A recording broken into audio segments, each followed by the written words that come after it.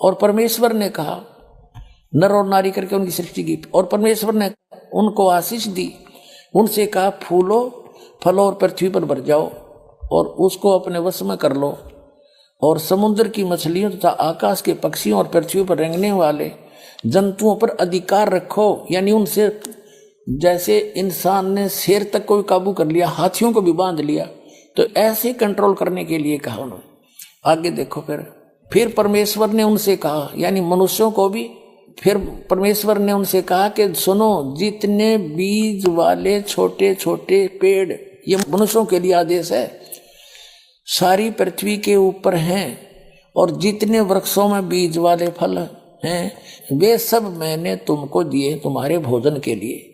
मनुष्य के लिए उस अल्लाह ताला का आदेश, अल्लाहु अकबर, जिसने 6 दिन में सृष्टि रची, 7वें दिन तख्त पर जा बैठा, वो है अल्लाहु अकबर है।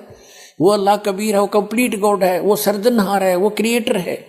उस क्रिएटर का आदेश नहीं है मांस खाने का मनुष्य को, पशु पक्षियों को भी नहीं है। आगे देखो, तुम्हारे भोजन के लिए, ये तो मनुष्यों के लिए। आगे देखो, यहां आगे हम, और जितने पृथ्वी के पशु और आकाश के पक्षी और पृथ्वी पर रेंगने वाले जंतु हैं, जिनमें जीवन का प्राण है, उन सब के खाने के लिए मैंने सब हरे हरे छोटे पेड़ दिए, और वैसा ही हो गया, यानी घास फूस से।